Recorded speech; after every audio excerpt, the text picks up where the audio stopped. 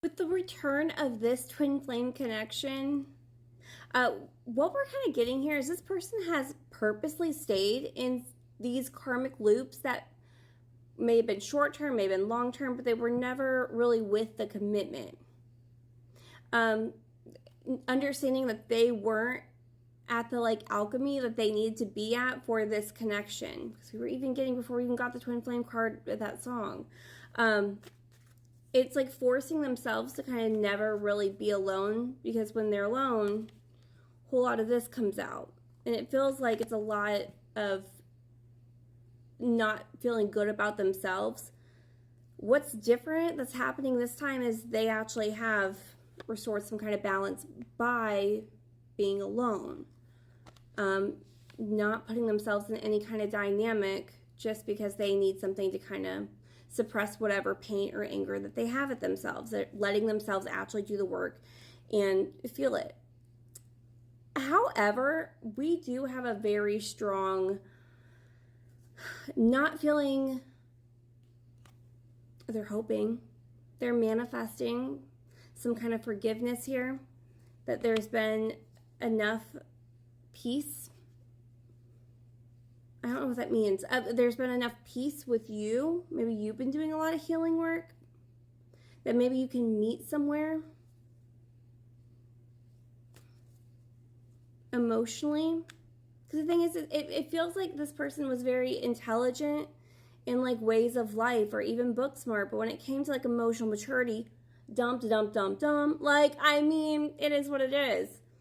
And you may have been on the, not that you're, but like you may have been very open and expressive with your emotions and feelings, and not so much in like the logical, grounded, this is dangerous, this isn't working, this is toxic. There tends to be like, you two are like different parts of the spectrum, which is what happens in these. You mirror each other's core wounds. That's just, it's a part of it. But they are hoping that you're going to be kind with them, but they're not guaranteeing that you will be. It's just this time they don't want, they could so easily just get something else to kind of push you back down again, but they don't feel like they can do that, because they're looking at the rest of their life now. And what kind of life are they going to have? Because we were getting, again, gender non-specific, but we were getting, what kind of man do I want to be?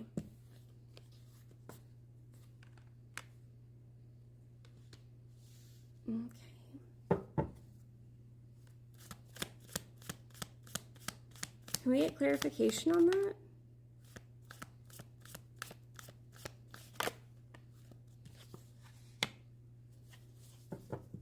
Yeah, this is someone who has really avoided a deep connection. And again, when we talk about deep connection, we mean like there's this protective energy.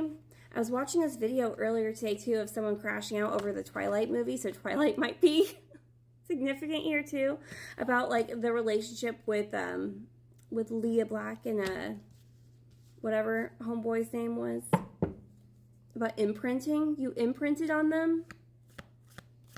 I know, like, Leah didn't with that, whatever, but there's something about imprinting. That's a moth. Oh my, that's a white moth. That's everywhere. You imprinted on them? And they acted uninterested in it. In your love, they ran from it. They ran to stuff that was a little bit easier for them to I can't always say words. Carmentabilize. Oh my gosh, I hate my tongue-tied thing. Carmentable. You know what word I'm trying to say. So they say, oh my gosh.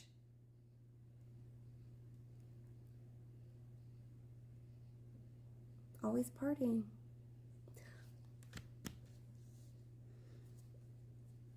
Being the life of the party. Yeah, that made them pretty sick, didn't it? Because you were a threat. They acted as though you were a threat. It's like the idea of who or what it took to be a man has changed since doing this healing work. Where before it was very threatening, that you were trying to make them more vulnerable. And now it's like, you just wanted what was best for me. And you may have already moved on. You may not be,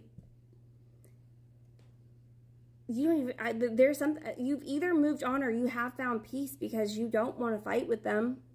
You don't want to yell at them. You don't want to argue with them. You may have moved on. And they know that. And it's not even like a moving on to someone else or something better. But isn't that funny? How like they get to that point where they feel like they are the person that they should have been for you. And now it's just kind of like, collective, you have the big D energy. It's so funny because I'm just getting that this person ran and ran and ran from this connection and it got into these karmic loops and stuff to like, oh, I gotta do like schemy stuff and play it hard and do, like, I'm getting like, it's so immature. And it's this person realizing how immature that was, because like the real boss move would have been sticking out with you. Because look at you now. They feel like they're getting their karma. It's like they felt like they had to cut their losses with you to like get wherever it was that they need to get to in life. And you somehow have superseded that. Probably because you didn't act like a big old... What? Yeah, you just have that energy. And you did it without having to force your way into that life. It just naturally, like, it came to you.